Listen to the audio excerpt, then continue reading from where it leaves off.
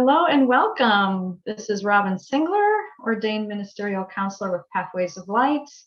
Welcome to Letting Jesus Take the Wheel. This is the first video in our new video series that features Pathways of Light ministers sharing about their practical examples in their lives and on their journeys about what applying A Course in Miracles means for them and what letting Jesus or Holy Spirit take the wheel looks like in their lives. I'm delighted to introduce Reverend Bill Poppa. Hello, Bill. Hello, So Robin. How are you? I am great. I am great. It's great to be here. And thank you for inviting me. Of course, of course. So without further ado, I feel to just dive right in. This video series is designed as a way to lend help and support to anybody looking for practical examples and help on this journey, on this life journey that we all find ourselves on. Pathways of Light is dedicated to helping people find their inner guidance, get in touch with this helpful inner voice that we all have. And so we gather on this video series to help us extend the messages that spirit or intuition, divine intelligence, all those terms mean the same thing to us. So we're happy to talk about what's going on in our lives and what that looks like for us. And we trust that everything that we share today is helpful. And we trust that we will receive healing as well as we share these stories. So Bill, I'm so excited to join with you today, and I've heard a lot about your journey, and I'm so thrilled to be able to share this with others and hear from you about what is going on in your life. So I'll just pose the question, what does it look like to you right now in your life to let Jesus or the Holy Spirit take the wheel, to be in charge of your life? What has that looked like for you? Well, I can say that right now, I've been going through several things that obviously need to come up for healing for me. And what is actually happening with me is it seems to change what it looks like. It never really always looks the same. What is similar is the peace that I get when I do allow Holy Spirit, when I do allow Jesus to be able to take the wheel and actually control things. And Robin, most recently for me, I went through a medical issue where I suffered a stroke 2 months ago. And it happened at an early morning hour. And every morning I wake up at 4:30, and I woke up at 4:30, and this was on April 11th. It was only 2 months ago from today that it happened. And I went into the kitchen after I woke up. I went into the kitchen and I made put a pot of coffee on to brew. And as always is my habit, I like to do my morning lessons. I do the workbook lessons every single day. I was on that particular day's lesson, and I go out onto my front porch as is habit, and I read the lesson and I sit in quiet and see what comes. And on this particular morning, right as I was stepping through the threshold onto the front porch, I lost feeling on my left side of my body. And I knew if I were to put weight on my leg or whatever, I would definitely fall to the ground. When I had that awareness, what I ended up doing was I did kind of a controlled fall. And I went out onto the porch and I was on the ground and I couldn't move. And fortunate for me, I did have my phone with me. And what I ended up doing was calling 911 right off the bat. And I we were able to ascertain that I was having a stroke. I knew I was having a stroke, and when I was talking with the 911 call person, they were telling me that they were going to call the ambulance. They were going to stay with me. They did. The ambulance was there within 10 minutes, and the paramedics were wonderful. They came to the front porch. They got me into the ambulance, and subsequently they ended up taking me to a hospital which is only a half a mile from where I lived. And when it was happening, I was okay.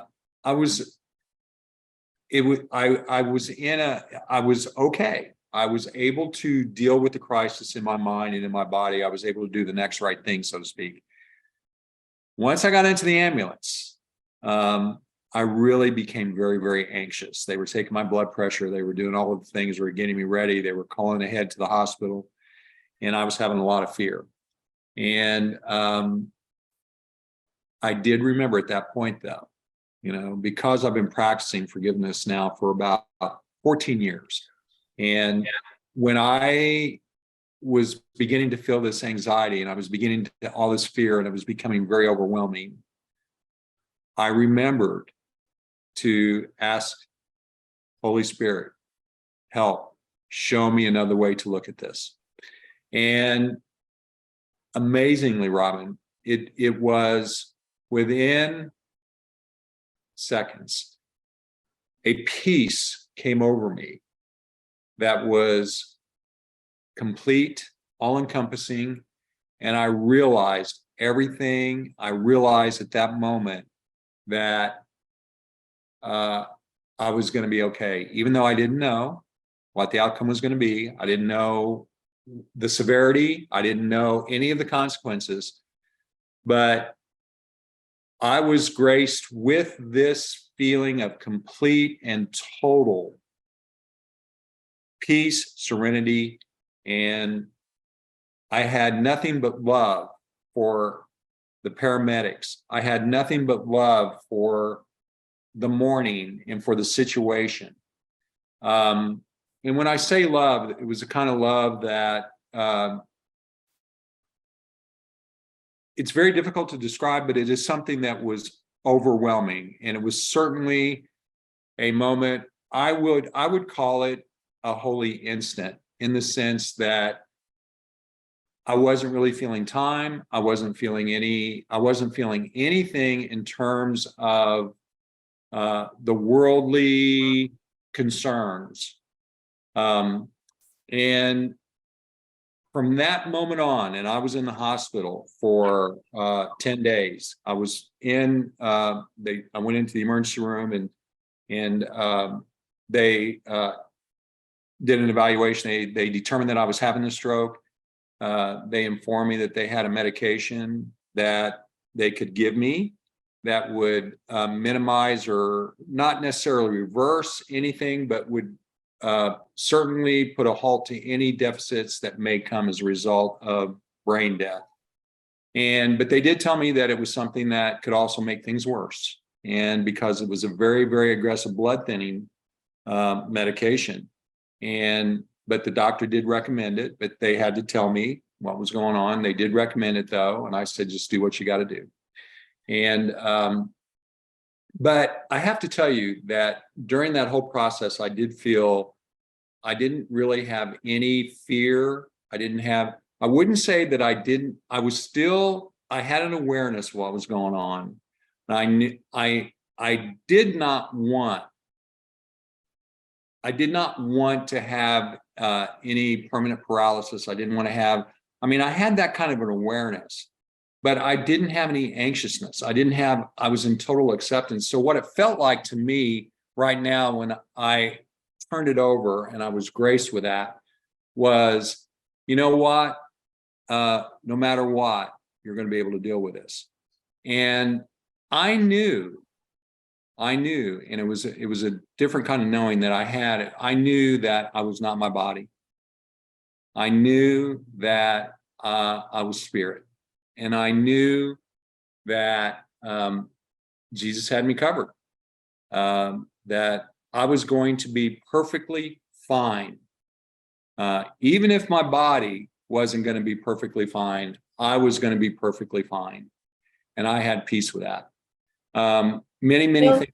can I ask a question? I'm so Sure. sorry. I just love your story. I want to ask, so you mentioned the term turning it over. When I turned it over and I was graced with this peace. Mm-hmm. So you had said that you got into the ambulance. This is, of course, coming out of the blue, right? There's no notice of this. There's no forewarning. Suddenly you're having this medical emergency, and that's something we can all relate to in our lives. It happens to our loved ones, if not ourselves. We're all aware that the body is fallible, and things happen to the body at any given moment and will be taken by surprise. It can be very fearful. What did you ask for something? What did that look like for you in that moment that you were in the ambulance? You were aware that, okay, I'm scared. What did that look like for you? What did that sound like? What was that experience what changed it from anxious to that peace that you're describing? Do you have any recollection of that? Yes. When I was in the ambulance, like when I first got into the ambulance, there was a sense, I think that I was aware that I was in a medical emergency and so on and so forth. And I was giving in, I was allowing the moment to go ahead and process. But as they were taking my blood pressure, as they were beginning to make the phone calls, as they were beginning to do their assessment, and they were all of those kind of things, then all of a sudden I was starting to get a sense of anxiousness, and I was really becoming very fearful. I had thoughts that I don't want this. This isn't something that I want to actually. I was beginning to future trip about what it would be like to be immobile, what it would be like to possibly lose your speech, what it would be like for me to not be able to communicate in the ways that I would normally communicate. Would I need assistance, things like that? I live alone. I'm pretty independent. And I was beginning to have all of these fears of my life is going to be different and it's not going to be good. But as that anxiousness was beginning to build and build and build, I remembered at that moment I was able to pause through my practice. I was able to pause.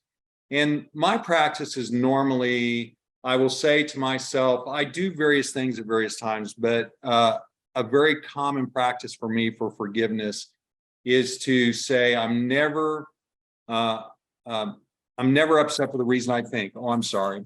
I'm never upset for the reason I think. I'm upset because I see something that is not there. Steps 5, step 6. Lesson 5, lesson 6. And then I remembered that I can see peace instead of this.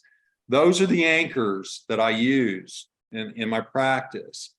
And I was able to remember to do that very quickly as the anxiety was beginning to build within me and the fear was really beginning to take over. I was able to take a deep breath. I closed my eyes and I said, help. First, I said help. And then I mentally went through those particular lessons. And there was at that point, I was able to feel Holy Spirit perceive for me. I was able to see the all-encompassing love of Spirit at that point. It was in that it's going to be okay. And the thing that came to me, it was a knowing. It was you are not your body. You are spirit. You are mind. You are not body. And that knowing just brought so much peace. And I knew that I wasn't harmed. I knew that who and what I really was not harmed. It wasn't Bill Poppa anymore. It was spirit.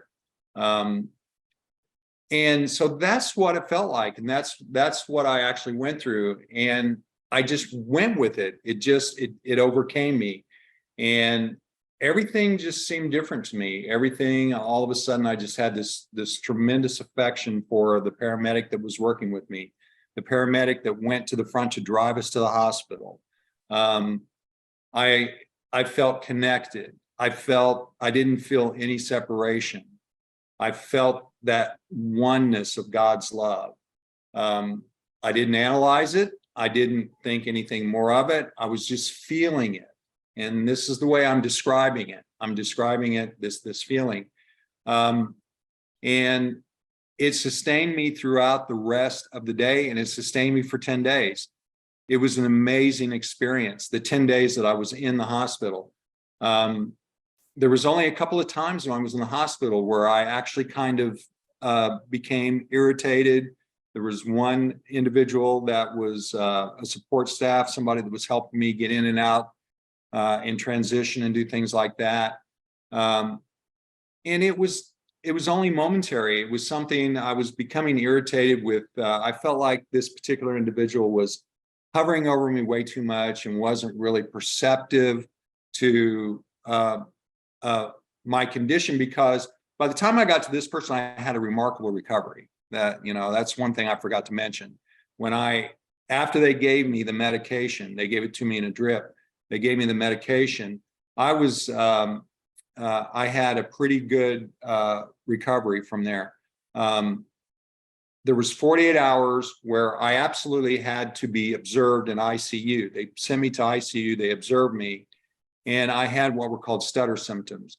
So I would gain and lose control of my arm, my left arm and my left leg, and there would be a little bit of numbness on the side of my face.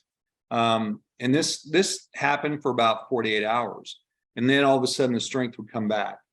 And, but just before I went into rehab, I went into inpatient rehab. Before I went into inpatient rehab, all of a sudden I gained a lot of strength, even though I didn't have the acuity, I didn't have the manual dexterity that I necessarily had before, and I couldn't really use my leg to 100%.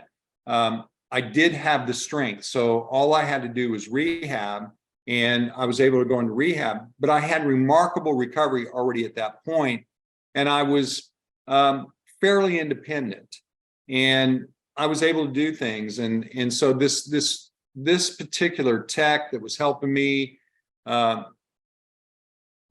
all of a sudden became Bill Poppa. I became, my ego was beginning to take over. This individual's hovering over me too much. He's not giving me he wasn't being deceptive. I was becoming a victim again of this person's inability to perceive my recoveries thus far.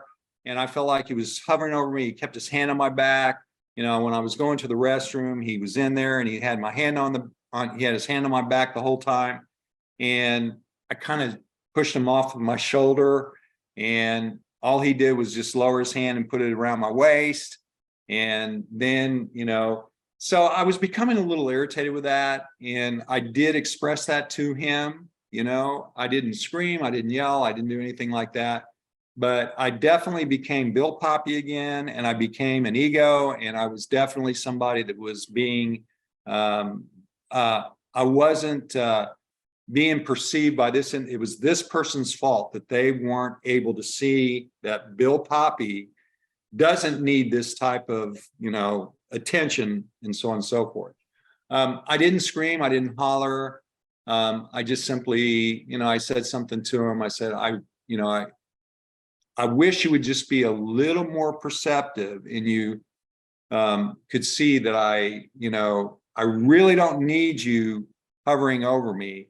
And he said, "Oh, I understand." And then, at that point, he said, "Let me go get a belt, and I'm going to put you in a wheelchair, and I'm going to put an alarm on that belt, and we're going to tie you up. So anytime you move or whatever, we're going to be alarmed."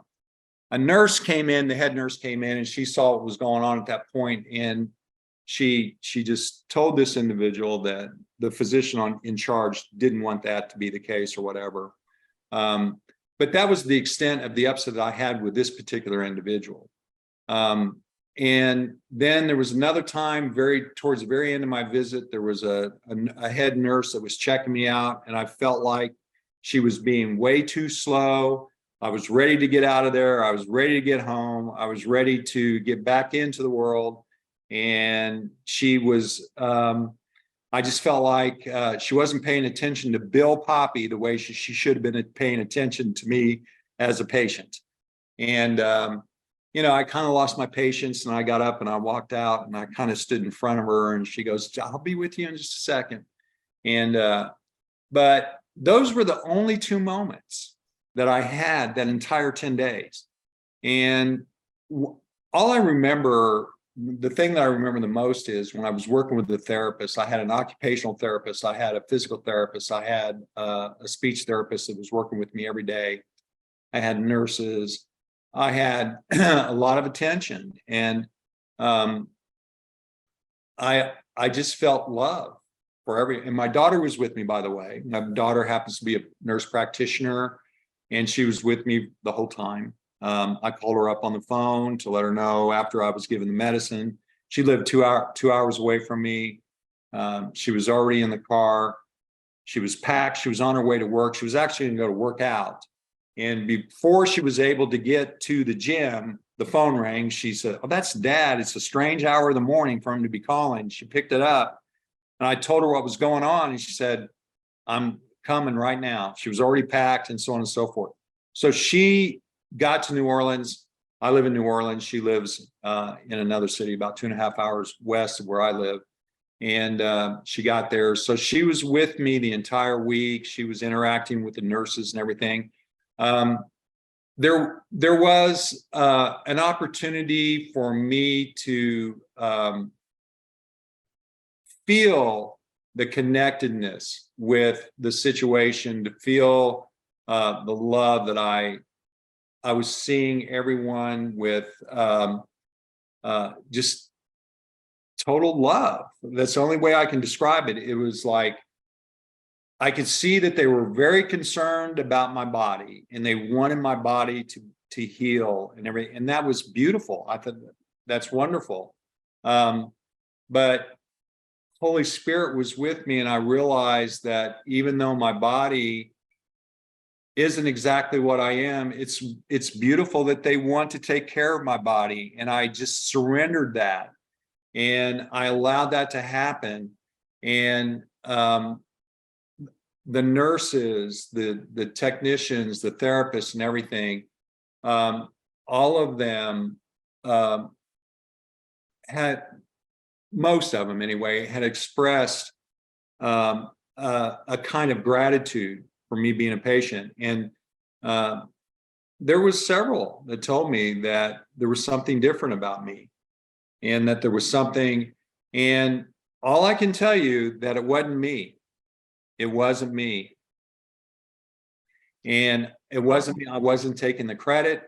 I just, it was just, and so there was something that was happening. And then my daughter and I were able to bond in that whole process in a way that I don't think we could have bonded in any other way. She was able to witness. She was obviously very scared herself, but that entire dynamic, I felt like Holy Spirit, Jesus, I felt like they were in control. They were running the show. And I had no concern about outcome, really, in that there was no fear of outcome. Yet I was able to take instruction, and they were telling me, this is what you need to do, and this, in order for you to be able to heal, and in order for your body to heal, and for you to get back to normal as soon as possible. I was able to take all that information in. I was able to accept it, and I was able to follow direction.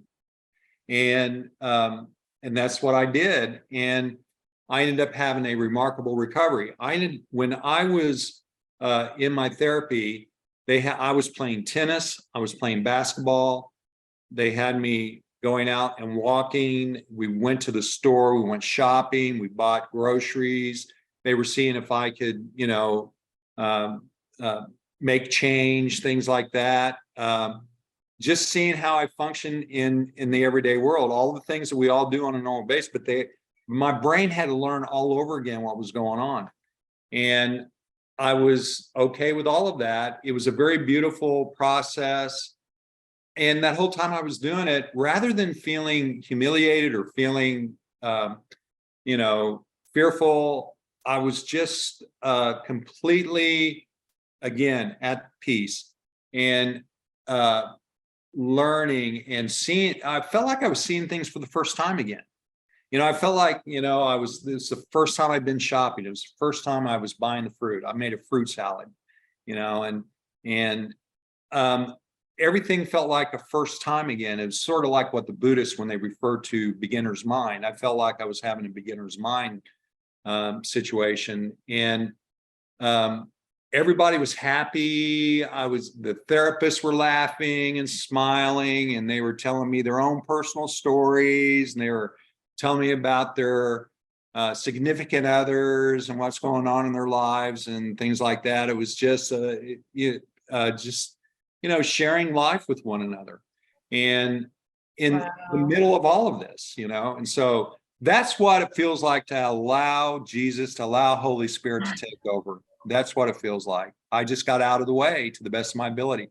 I wanted to jump in, you know, but I remembered to, you know, go above the battleground. I remembered to let go and let it happen, you know. And for me, that's the way I forgive.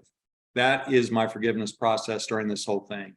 And what's going to come of it, I don't know. I do know that now I'm going to be volunteering at the rehab center.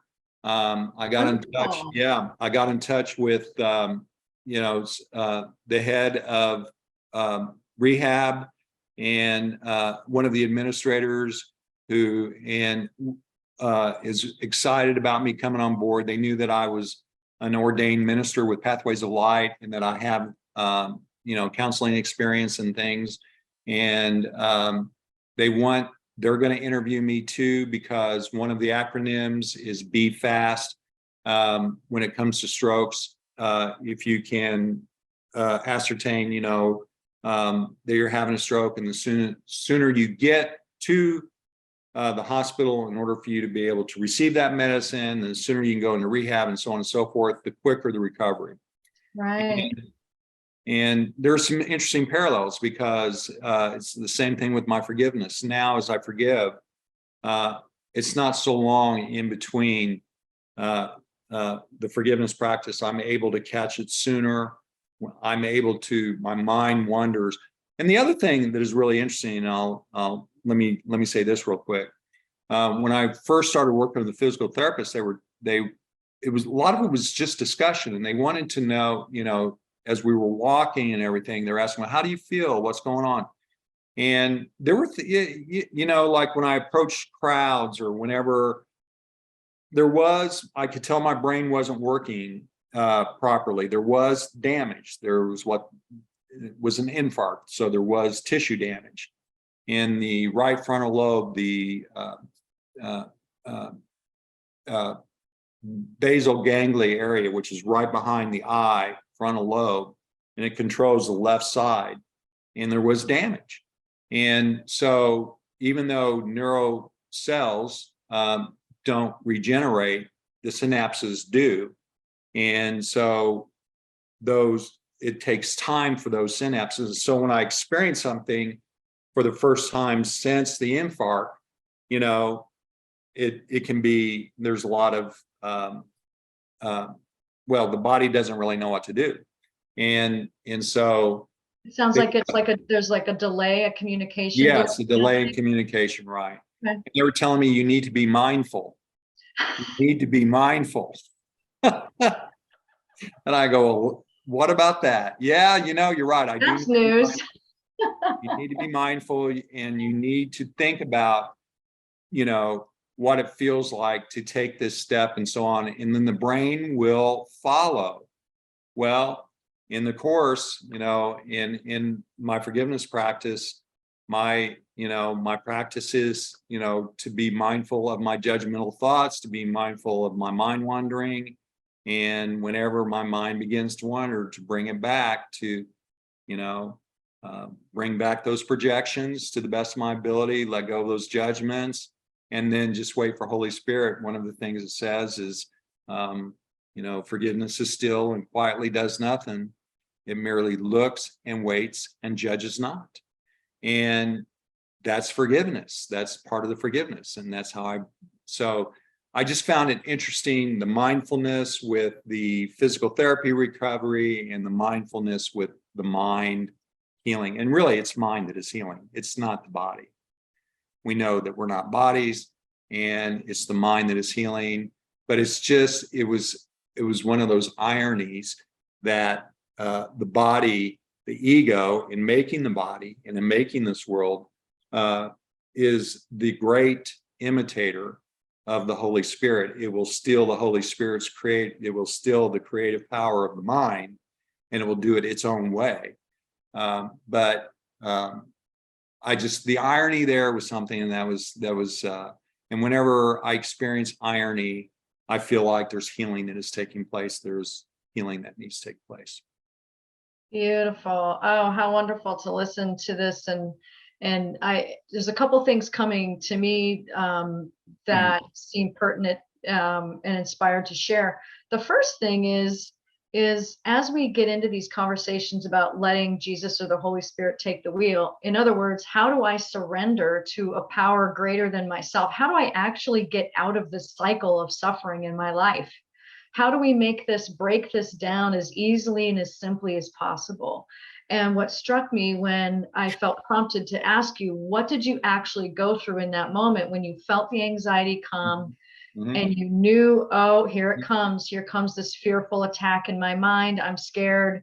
Now what? What you said is, I asked for help.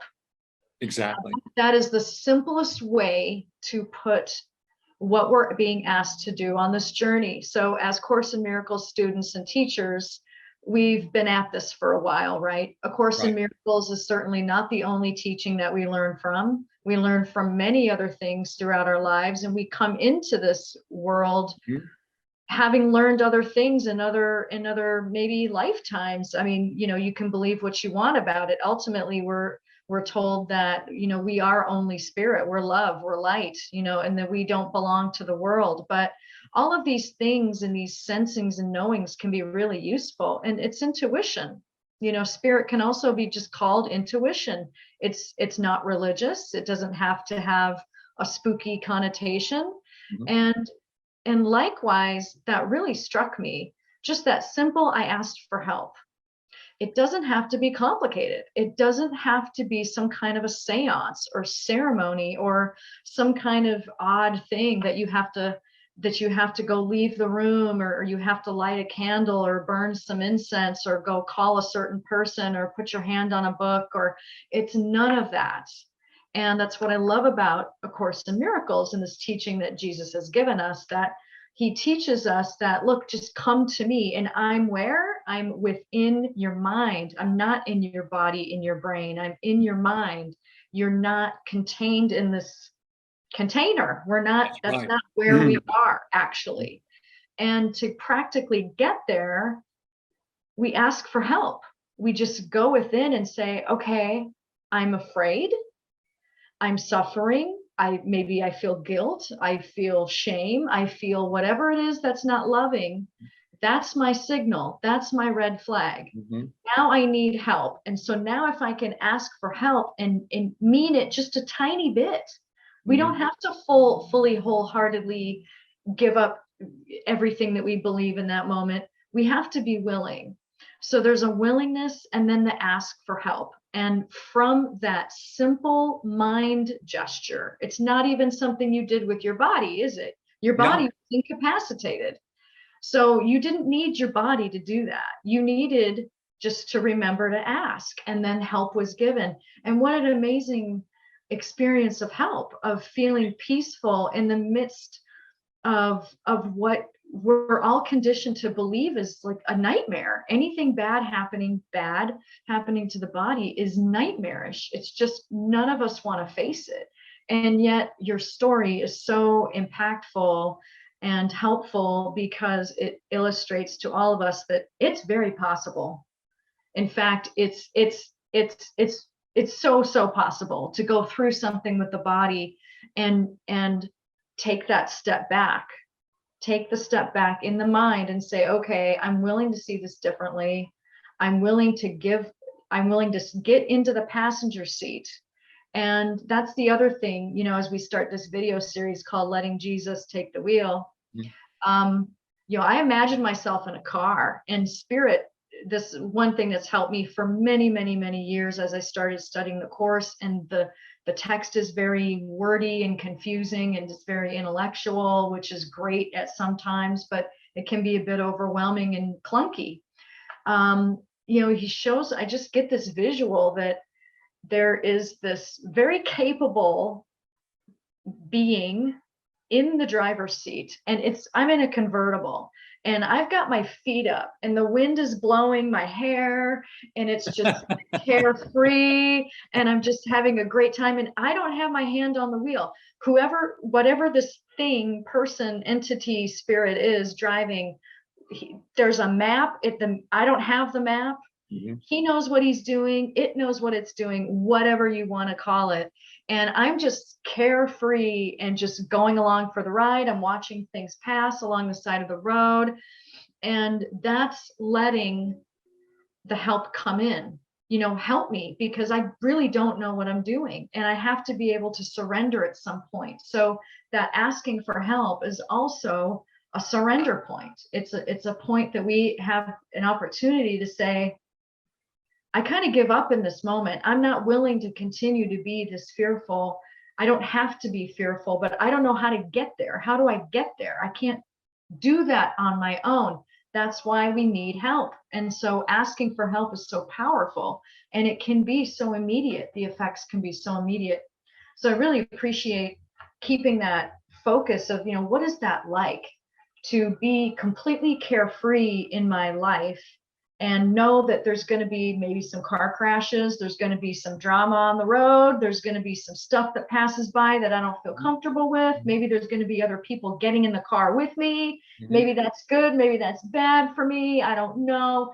You know, I don't know. Our lives are very unknown to us as far as what's coming. And so when I can let the higher power or the higher intelligence take care of it for me, and just trust that everything's going to be okay in the end, it can be very carefree. And yet when I imagine myself getting scared and grabbing over to the other side and trying to steer, things get really crazy, right? It's not such a smooth ride. Then you're swerving, then oh boy. And we want to do that. The ego wants to jump in and wants to take that wheel back all the time. Yeah.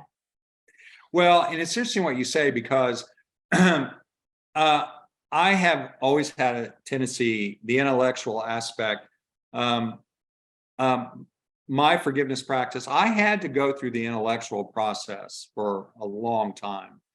And I wanted to understand everything. I wanted to pick up that book. I wanted to pick up A Course in Miracles. Of course, when I first picked it up, I couldn't, you know, it's like, what in the world? I just knew that there were certain things like the summary: nothing that is real can be threatened, nothing that is unreal exists, and herein lies the peace of God. First time I heard that, which interesting, was Eckhart Tolle. I was listening to YouTube, and I didn't know anything about Course in Miracles. You know, he was sharing in Eckhart Tolle's way, and I was very, very moved. And then he read that summary from A Course in Miracles, and he goes, "That's A Course in Miracles." When he read that, I did not understand it, but I knew that when he read it, it was like, oh my gosh, ding, ding, ding, these bells were going off. And I immediately went out and got the book, and I didn't understand a word of it, but I stuck with it. I went on YouTube. I listened to Ken Wapnick. I listened to Gary Renard. I listened to David Hoffmeister, all of these people. Pathways of Light was, I listened to their daily lessons. They resonated with me, and I just stuck with it. But I had to intellectualize. What is going on? Gary Renard's book helped me a lot. When I began to Disappearance of the Universe and the trilogy, Your Immortal Reality and Love. Those are Gary Renard's first three Yes. books that he wrote, just Yeah. for those who may not be familiar. Yeah. Right. And art and Persa. And for me, that was really important for my understanding, because it was a way for me to understand the course in a more linear fashion. And so then when I picked up the course after that, I was like, oh, and things really began to fall into place. I still had a lot of my intellect was still wanting, but Holy Spirit was working with me the whole time. The Holy Spirit knew that this was my path.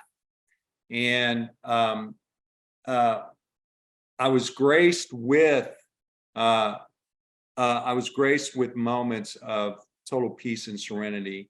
And so as I began to do my practice, I really began to use lessons as my anchors. And so for me, it was basically, like I said, lesson 5, 6, and I think it's 34. So I'm never upset for the reason I think. I'm upset because I see something that's not there, and I can see peace instead of that. I had to go through that, which is somewhat intellectual, but it was an anchoring that allowed me to be able to realize that I'm a mind and I'm not a body. It is me that is projecting this. And as time went on with that practice, I didn't always get relief right away. I just want to let everybody know, and anybody that's been practicing knows what I'm talking about. It's not like it just, but with time, and the more you practice, like practicing an instrument, it's like, the more you do it, the more I did it, the quicker the peace would come. And then it began to, with just, instead of going through all 3 of those lessons, it was help. All I had to say was help me, Holy Spirit. And immediately I knew, I'm not upset for the reason I think. I'm upset because I'm seeing something that's not there. This is my projection. This is me projecting my guilt out into the world. In this particular case, it looks like a stroke. Looks like Bill Poppa having a stroke, being immobilized. And so up to that point, I'd been practicing. And when that anxiety began to come on, and so we often hear that the script is already written. And I believe that. I'm not sure I can totally explain exactly intellectually what all that means, but I'm getting more and more clarity with the script is written, and that it is a power of choice. And it's the mind that chooses, the decision maker that chooses. And I begin to identify with the decision maker. So when I was sitting in the ambulance, and that anxiety began to build up, it was Bill Poppa, it was the ego, it was my body, and so on and so forth. But when I was able to ask for help, it was the decision maker I was identifying with. And I was a mind, I wasn't a body. And lo and behold, I was perceiving through the Holy Spirit. Jesus was taking control. And I was seeing things different. And what I was feeling was a connectedness. I did not have an out-of-body experience. I remember I was talking to my sister, who I have talked about the course. My sister is a spiritual person. She's not a course person.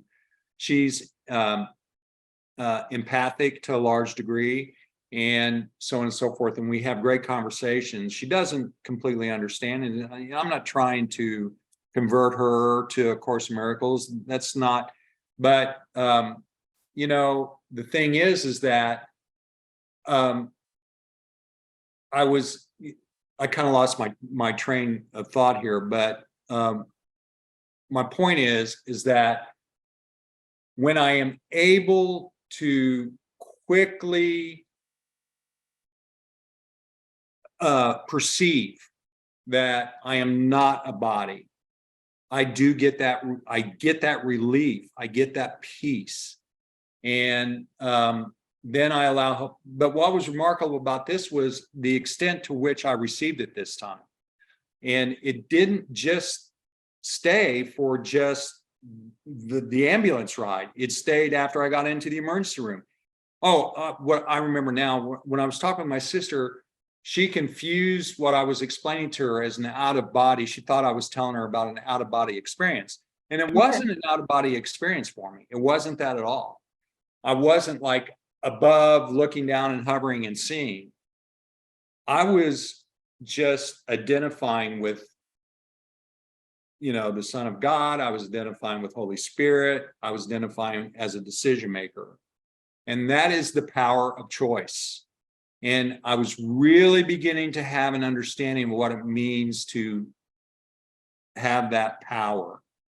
And I give up that power when I choose to believe that I am a body and that I am this personality self, right?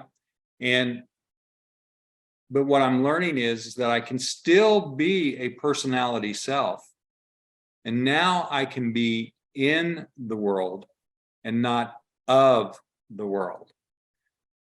And so now in the Gospel according to Thomas, the very shortest lesson, or the very shortest entry in there is be passerbys.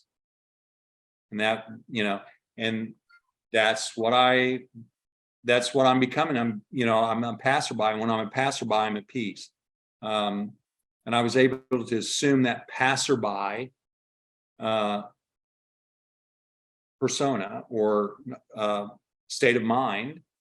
And so I'm still in the dream because I'm still perceiving. And that's what I learned from the course. But it's a dream of healing. It's the happy dream of forgiveness. And so the radical form of forgiveness. So just to close the circle, Holy Spirit knew for me that intellectually, early on, I had to still go through that intellect, but Holy Spirit was always with me, and Holy Spirit was able to, with Holy Spirit's patience and with my willingness to stick with the forgiveness practice, I was able to let go of the intellectual aspect of it. I still like to get into the intellectual part. I won't lie to you. I still like to talk about the metaphysics. I still like to discuss that. Yeah. And that's fun and I enjoy it, but that alone is not what this is about. And I would say it's probably been the last 3 years in particular that I've really begun to have this transformative relationship with Holy Spirit and understand that any special relationship is a relationship that is coming through the ego. And I've heard Ken Wapnick say that we really don't have special relationships with people. We have special relationships with the ego, and and people are the symbols of that special relationship. And so, and we have a holy relationship with the Holy Spirit, and it's an expression of love and that feeling of oneness and that feeling of being connected.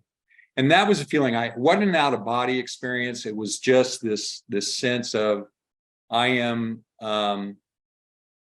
okay. I am eternal. I'm eternal. I am all encompassing, the Son of God. I am spirit. And so very beautiful feeling that I had. Yeah. Gorgeous. Yeah, I just love it. And just in the last 5 minutes of your share, I just feel ooh, it's just right there. Okay, help me out here, Spirit. So this whole thing of letting Jesus or the Holy Spirit take the wheel, it doesn't mean that I don't live my life. It doesn't mean that I used to have a fantasy, when I was younger, before I found the course especially too. And then once I first got into it and I realized just how much work I had to do, it was very daunting. And I allowed myself to get very depressed about that. I'm like, oh no, look at all this ego stuff you have to deal with. And, it bothered me. I judged myself for it. it used to feel so daunting, and I would have these kind of fantasies about just going to a cave in Nepal and just going to be a Buddhist monk. Yeah. I'm out. I'm just going to check out of the world. I'm going to be a monk. I'm going to be a nun. I'm just going to check out. And once I get away from all of these crazy people and check Mhm. out my life as Robin, Yep. I'm good. That's where the problem lies. And it's like, no, actually, that's not the case. And my life has not given me that. If that were meant to be so far, I would be in a cave right now. I wouldn't be Right. making this video with you, because I don't really determine where I'm going to go. And that's part of what I think is so disturbing, this disturbance that can come up on this journey, and why there's resistance to letting spirit or a higher power come in. It's like, I believe that I have control to begin with, when in fact, we're told over and over again in all the various non-dual teachings that you don't even know where you are. You Right. really don't know where you are, and you don't know what's going on, and there is no control in chaos. We're basically dreaming a world of chaos. And Mhm. then to soothe myself, I Mhm. try to manipulate and take control, and to use people and things to soothe myself. I'm looking for comfort because I'm really scared. There's fear there. Mhm. So but I still have to live my life. I can't just lock myself in a closet. That's not what surrendering means. It doesn't Can't mean skip any steps. And it those steps means going out there in the world and living your life, living your life. having those Exactly. special relationships. They don't, that there's nothing in this course. Jesus never says anything about taking away those special relationships. In fact, those special relationships are the royal road to salvation, to our forgiveness practice, to our awakening. And so I can't skip that. So yes, those special relationships are the way back. And so you're right. It's absolutely right. We could, there are other ways, we could meditate, and we can meditate 16 hours a day. We could go and live in a cave. And that's not necessarily wrong. Right. Not the courses, what the course teach. And that's what I love about the course. It's so practical. It allows me, and that is a thing. I remember the thing that attracted me to the course was the forgiveness practice gave me a way. It was so practical, because before the course, I studied Buddhism. I studied, I still love Buddhism. I still love reading the Tao. I do a lot of commentary on the Tao. It's one of my favorite. The Tao Te Ching is one of my favorite spiritual documents. I have several copies in my house, and so on and so forth, right along with the Course in Miracles. But my understanding of all of those other non-dual teachings has been greatly enhanced because of the practical aspects of A Course in Miracles. It gave me, because I'm out there, I'm working, I'm raising a family. My kids are grown now, and I'm living by myself now, but raising a family, working, I still have to go out there, and I have to do things. And the forgiveness practice is a wonderful way to experience, the oneness of God's love, the divine love of God. And really, I'm not learning, the course tells us love. It's the purpose of the course is not to teach love. It's to remove the obstacles to the awareness of that love. And that's one of the things that's really beautiful about this course. So when something comes up, learn to forgive it. And trust me, there's plenty of opportunities. There's plenty of opportunities. So the course does say it's not the only way, but it's the quickest way.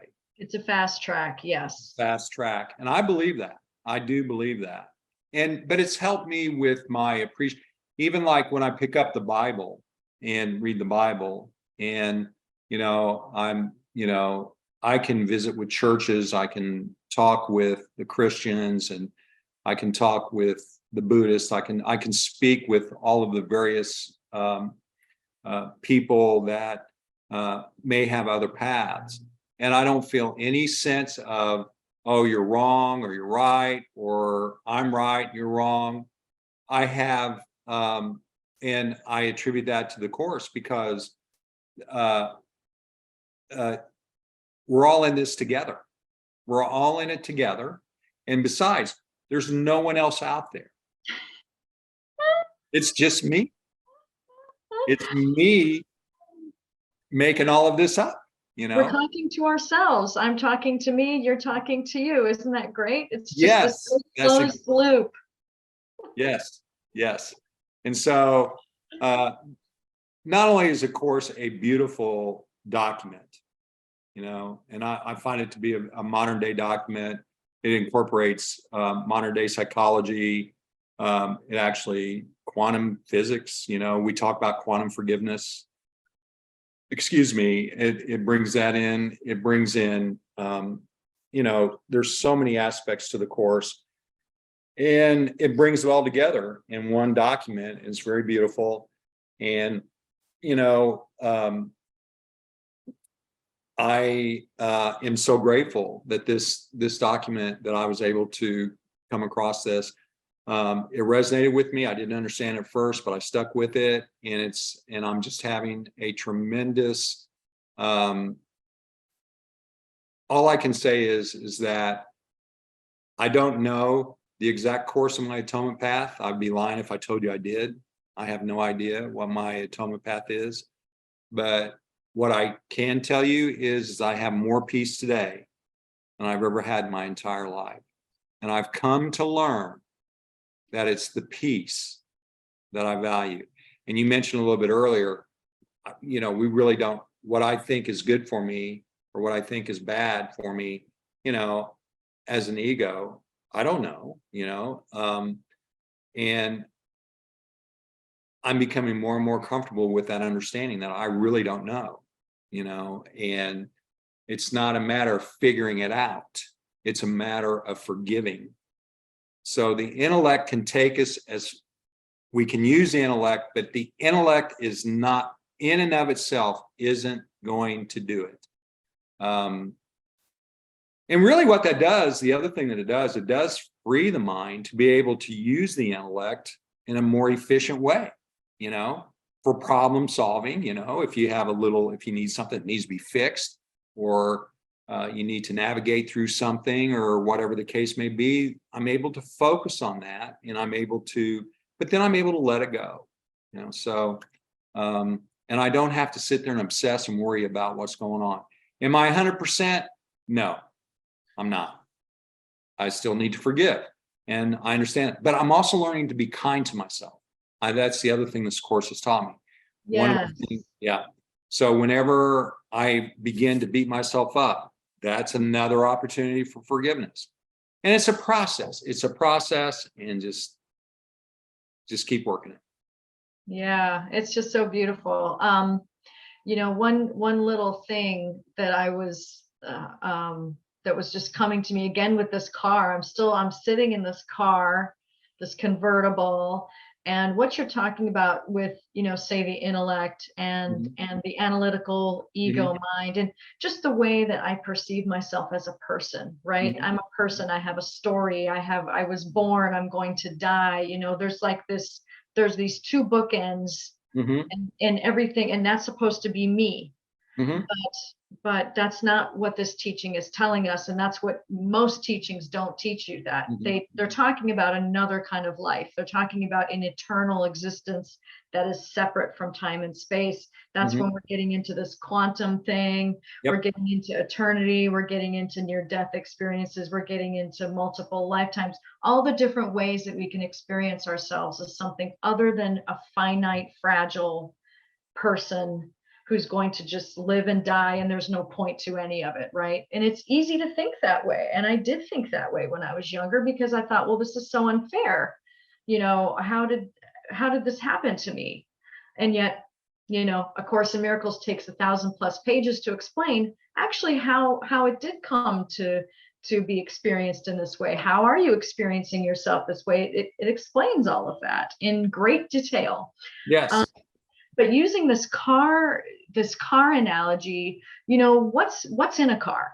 So you've got the wheel, right? The wheel is there to steer. Mhm. There's the steering wheel. There's 4 tires, right? Mhm. If the tires break down, what have you got? You've got a tire iron, you've got a jack. What's on the dashboard? You've got a rear view mirror. You've got side view mirrors, so you can kind of get a peripheral vision as you're navigating. You've got gauges and gadgets, and you've got a glove box, and you've got seat belts, and you have all these tools, basically. Those are the resources and the tools that come with life as a person, as a human, as a body. Mhm. And spirit, our divine self, our true nature, the light that we really are, is aware of all of that and uses all of that. So, of course, the intellect is one of those gauges on the dash. Good point. I like the way All you of talk about those it. things are tools that the spirit uses when we say, please help. You know, in your case of your parable, your story of having the stroke, Mhm. all those tools were the phone you used to call for help, Mhm. the EMT tech who showed up at your house, your daughter who came to see you and was perfectly, that was arranged for her to drive to you immediately. There was no delay. Everything was perfectly orchestrated. The timing was perfect. She was able to answer your phone call. I mean, everything was arranged. And so those are all the little, the moving pieces, the chess or the checker pieces that spirit can use. Those are the things that I understand as an ego, as a person. And spirit can just like get in there and work behind the scenes and move those pieces around without our having to do anything. All we do again is just ask for help and say, look, I don't like feeling afraid. I'd like to see this differently. I'm open. I'm open to receiving some help here. And then all those little things get pulled in and used. And then when they're done with their usefulness, they get put back away where they belonged. And maybe it will be helpful again. And again, that's not up to me. What appears is helpful, even if I don't like it, even if I'm afraid of it. So the technician that you were having a grievance with, that was helpful too. Yeah. Because now Yeah. you're sharing the story here, and maybe there's somebody who's going to watch this video who really needed to hear that. Maybe they're a technician, and maybe a patient got irritated with them and they really needed to hear that. So we don't even know how these things are being used. We just know that they're appearing, and we can sit back again and trust and Right. let spirit handle it. Let him handle all the details and all the specifics. It's not my job to go goofing around with all of that stuff. I'll be guided to do that, and it's all going to work out fine. I just need to again let go, stay in the passenger seat, stay in my lane, and let the one who knows in my mind, let that higher self take over, and the ride gets easier. It doesn't mean bad things don't happen, bad things. It doesn't mean the world stops turning. It doesn't mean you'll never get sick. It doesn't mean, you know, your body won't ever be laid down. That's not what it means. It means peacefulness will replace all fear. That is the goal. And so it's just such a beautiful thing to be reminded of that over and over again through our conversation. So I am I love the analogy. It's beautiful. grateful. Yeah. And in conjunction with that, you know, like right now that I'm on the other side, okay, I am in, you know, I had retired prior to, you know, I retired a few years ago, and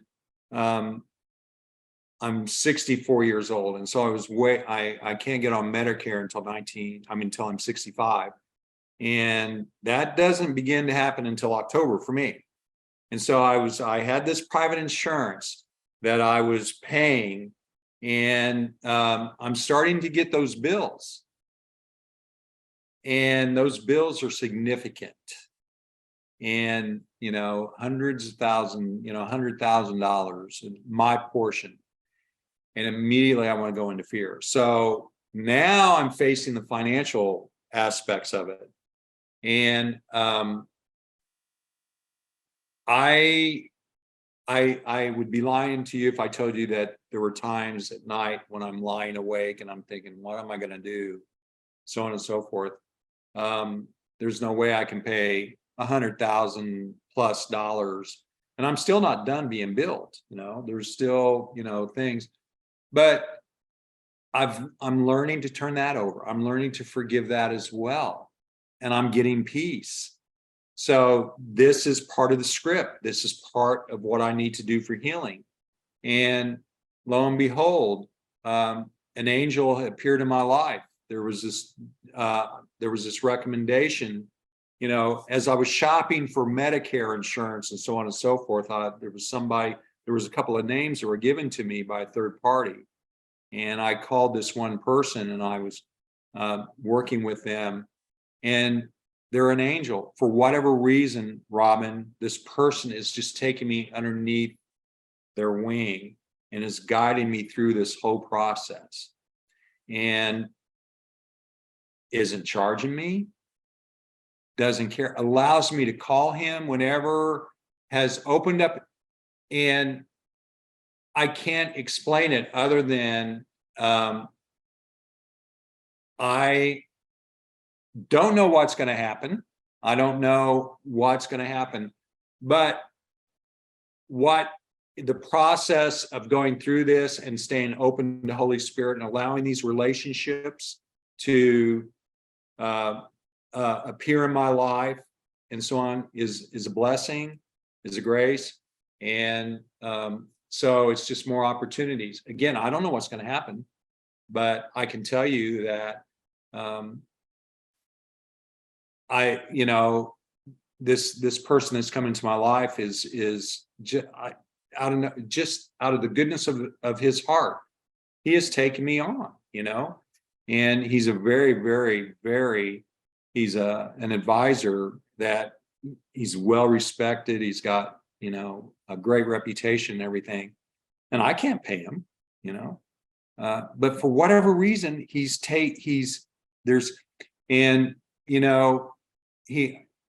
asked me about my income. He asked me about what I do and all those kind of things. I explained to him what I do and all of that. And, all I can say is that something happened there. Spirit was in this relationship.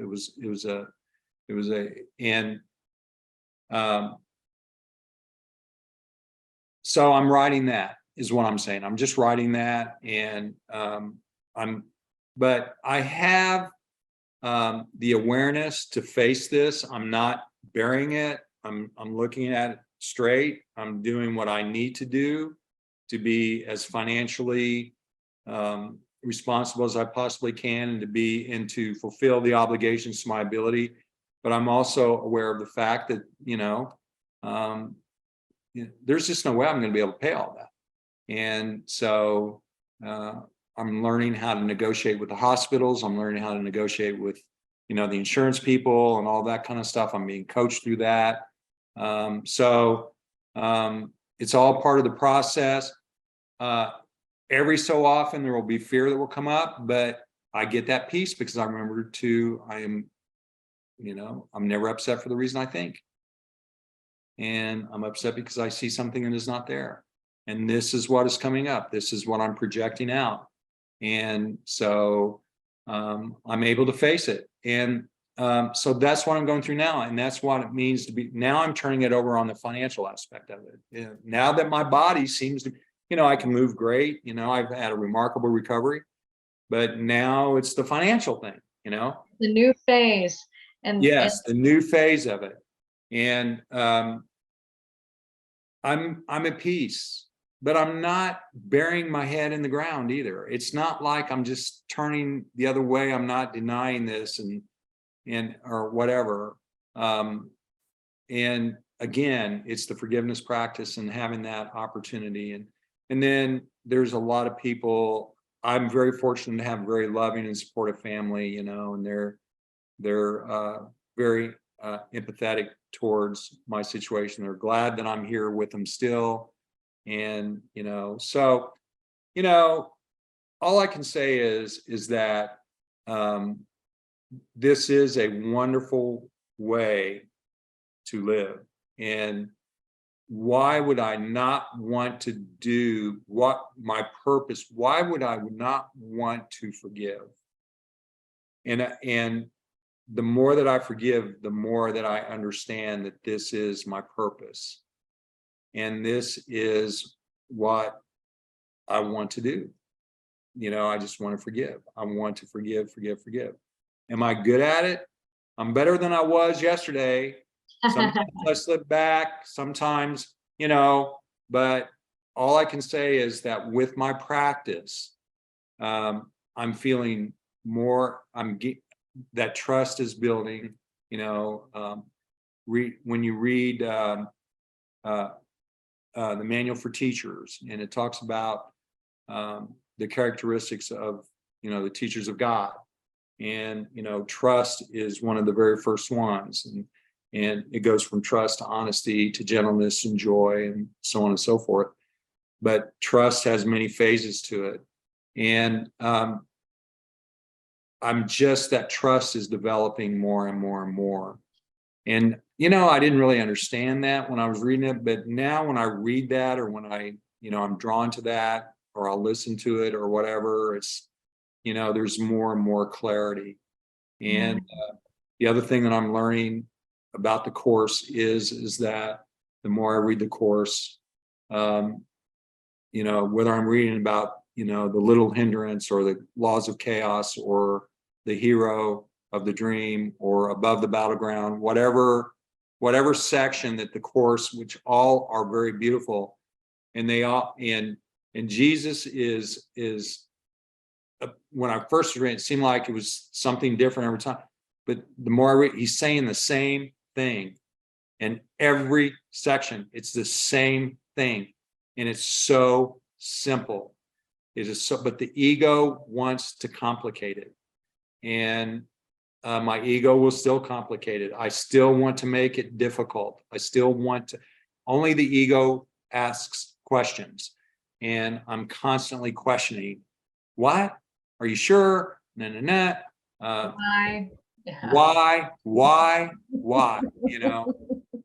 And but that's the ego. The ego wants, only the ego can ask questions, and I still ask questions, but I'm developing that trust to be able to, ask for help. Yes. And being in that ambulance, as that anxiety was beginning to build, I just realized, help me see this differently. Holy Spirit, help me see this differently. That's and it. whammo, things changed. And now, as I'm going through this part of it, I'm still saying, help me see this differently. So it's always the same ask. Yeah, it really is. It's always the same thing. Just keep it nice and simple. And I think that's just a beautiful way for us to come back to square one here. yep. I will mention to our audience, Bill and I were going to do like 5 little minutes and then stop, do a test. Do you remember that plan? Like an I do. I remember that plan. That plan went out the window, and it's been in my mind. It's like, we're just going for it. We don't know what we're doing. We're not experts. Just because we're ordained ministers, using A Course in Miracles, we are students. We are students, and we're teaching and we're learning all the time, just with everybody else. So I am thrilled to be wrapping up this first installment of this beautiful video series with Pathways of Light. And I just love that we just, hopefully the sound's all right. Hopefully the lighting's fine. And we're just going to go forward and not let the resistance or any concerns about technical issues bother us. We're just going to trust that it's all good. So I just love that. So perfect. I'm glad we're demonstrating that and going boldly into the moment and just trusting that Spirit's got it all figured out. So thank you again so much, Bill, for joining me today. I do want to mention that Bill does have a profile page on the Pathways of Light website. He is one of our ministers that has a profile page. We will put the link to Bill's profile page in the description of the video so that you can email him or call him. He is available to do accessing inner wisdom counseling. Bill, we didn't even get into the 12-step thing, but I would love to do another video with you and possibly Part of my story. And you know, it's part of mine as well.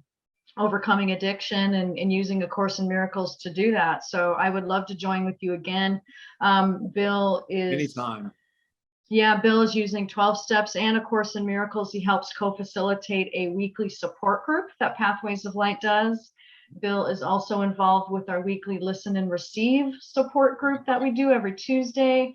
I will put links to all that information in the description so that anybody that feels guided to join in those free conference calls and join and share with other people that might be on this journey with you, to just, you know, plugging in and joining with people, even if you don't share, even if you're just going to listen and you don't want to speak, that's fine.